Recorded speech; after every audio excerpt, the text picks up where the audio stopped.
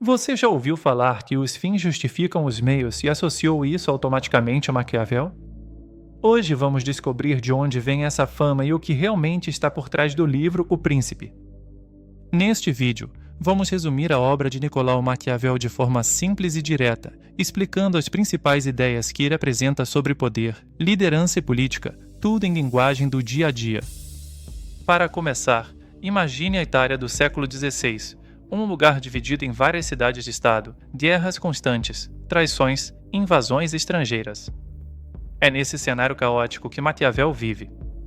Depois de trabalhar na política de Florença e cair em desgraça, ele escreve O Príncipe como um tipo de manual para governantes, explicando como conquistar, manter e fortalecer o poder. O livro não é um conto de fadas sobre líderes bons e justos, mas um guia frio e realista sobre como o poder funciona de verdade. Maquiavel começa diferenciando dois tipos de estados, as repúblicas e os principados. Como o próprio título já diz, o foco do livro são os principados, ou seja, territórios governados por um príncipe, um governante central. Esses principados podem ser hereditários, quando a mesma família governa há muito tempo, ou novos, quando alguém recente chega ao poder.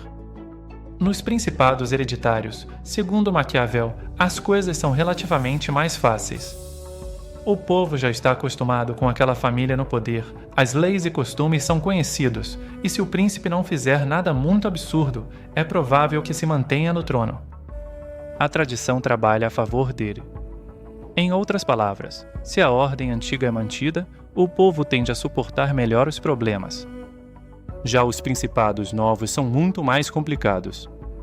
Quando um novo governante assume, ele precisa mudar coisas, agradar aliados, combater inimigos e, ao mesmo tempo, lidar com a desconfiança de quem gostava do antigo governo. Maquiavel explica que quem ajuda o príncipe a chegar ao poder muitas vezes se torna perigoso depois, porque se sente forte e quer recompensas. Ao mesmo tempo, quem foi prejudicado pelo novo governante sente ódio e pode se revoltar. Por isso, um príncipe novo precisa ter habilidade para equilibrar alianças, recompensas e punições. Maquiavel também fala dos principados mistos, que são aqueles em que um príncipe conquista um novo território e tenta unir esse lugar ao que ele já governava. A dificuldade aqui é que o povo do novo território se lembra do antigo governante, se estiver insatisfeito com o novo príncipe, pode querer voltar ao passado. Por isso, Maquiavel recomenda algumas atitudes bem duras. Ele diz, por exemplo, que o novo príncipe deve eliminar completamente a antiga família governante, para evitar que alguém tente restaurá-la. Também aconselha que o príncipe mantenha, na medida do possível, as leis e os impostos antigos, para não causar revoltas desnecessárias. Outra estratégia que Maquiavel defende é que o príncipe morra no novo território conquistado. Estar presente permite reagir rápido a problemas, mostrar força e diminuir abusos de representantes locais. Quando isso não é possível, ele recomenda instalar colônias, ou seja, levar para lá um grupo fiel ao príncipe. As colônias custam menos do que manter um grande exército fixo e ajudam a controlar a população.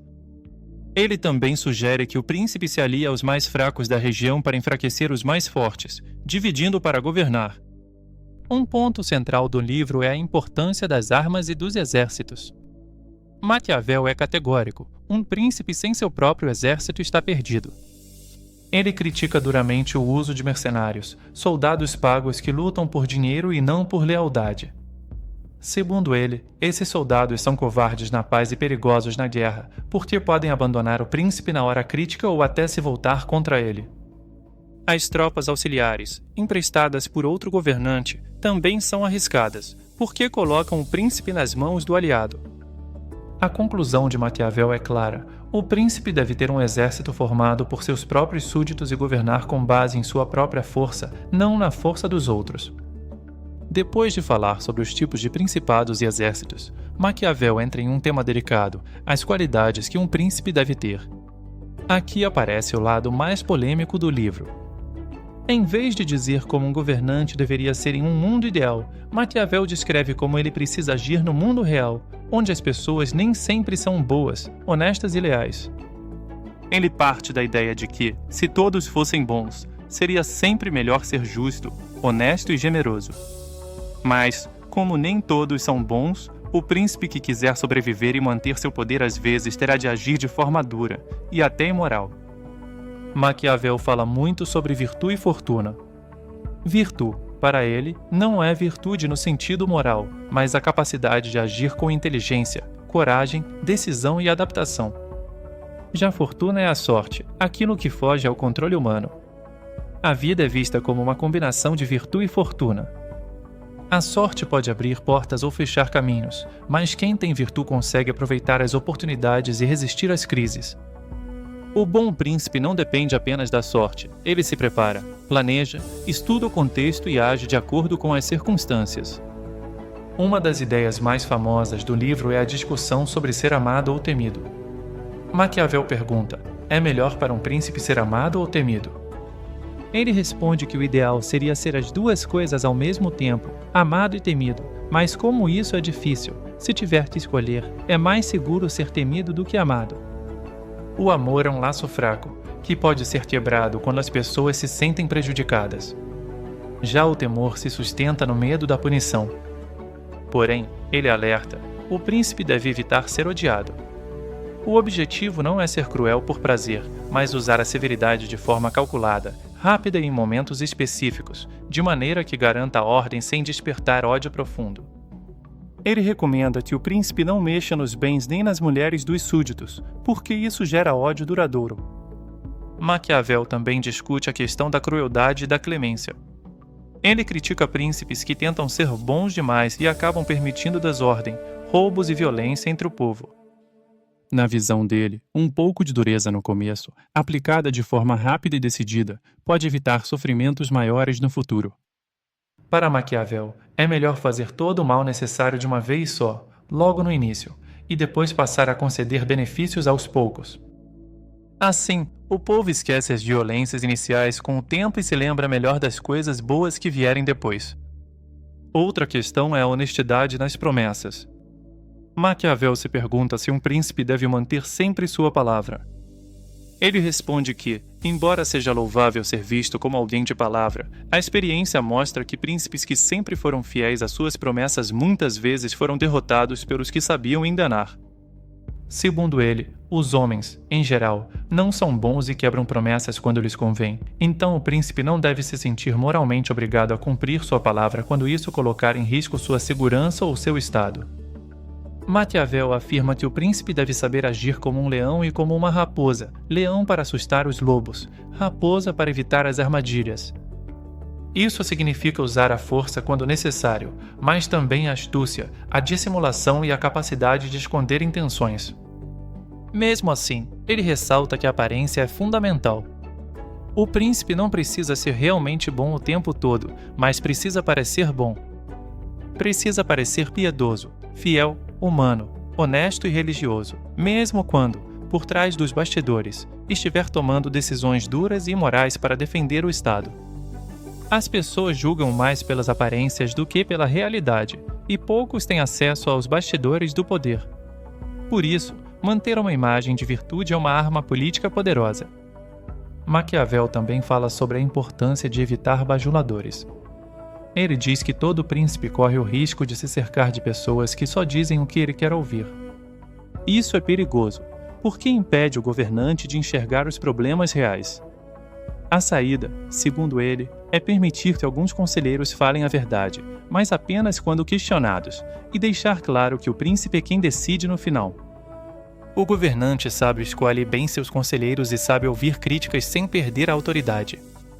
Outro ponto importante é a relação com o povo e com a nobreza. Maquiavel explica que, em qualquer estado, existem basicamente dois grupos, o povo e os grandes, ou seja, os poderosos, nobres e ricos. O povo quer apenas não ser oprimido, enquanto os grandes muitas vezes desejam oprimir e dominar. Um príncipe que se apoia apenas na nobreza corre o risco de ser derrubado por intrigas internas. Já um príncipe que se apoia no povo costuma ter uma base mais sólida, porque, em geral, o povo é mais numeroso e só quer viver em paz. Por isso, Maquiavel recomenda que o príncipe busque o apoio popular e evite ficar totalmente nas mãos dos poderosos. No final do livro, Maquiavel direciona sua mensagem para a situação da Itália de sua época, que estava fragmentada e dominada por potências estrangeiras. Ele faz quase um apelo patriótico, pedindo que surja um príncipe forte o bastante para unir a Itália, expulsar os invasores e trazer estabilidade. Dessa forma, O Príncipe não é só um manual frio de manipulação política, mas também um grito de esperança por um líder capaz de reorganizar o caos de sua terra. Ao longo de toda a obra, Maquiavel rompe com a tradição de livros que falavam sobre governantes idealizados. Em vez de descrever como um príncipe deveria agir para ser moralmente perfeito, ele mostra como um príncipe realmente age ou deveria agir para manter o poder em um mundo cheio de conflitos, interesses e traições. É isso que torna o livro tão polêmico e, ao mesmo tempo, tão atual. Ele nos obriga a encarar a política sem romantismo, como um jogo de forças em que decisões difíceis e, às vezes, cruéis são tomadas em nome da preservação do Estado. Resumindo, O Príncipe apresenta as principais ideias de Maquiavel sobre poder, a diferença entre principados hereditários e novos, a importância de eliminar rivais e manter as leis existentes, a necessidade de ter um exército próprio, a defesa de que é mais seguro ser temido do que amado, desde que se evite o ódio, a ideia de que a aparência de virtude é tão ou mais importante que a virtude real, a liberdade para quebrar promessas quando o Estado estiver em risco e a valorização da virtude, a capacidade do príncipe de agir com inteligência, coragem e astúcia diante da fortuna, a sorte. Se hoje o nome maquiavélico é associado a alguém frio, calculista e manipulador, é porque Maquiavel teve coragem de escrever o que muitos líderes fazem, mas não admitem. Seu livro continua sendo lido porque nos ajuda a entender como o poder funciona, seja em governos, empresas ou qualquer organização. Ao conhecer O Príncipe, você não está apenas lendo um clássico da filosofia política, mas também ganhando um mapa das estratégias que muitos ainda usam, séculos depois, para conquistar, manter e ampliar o poder.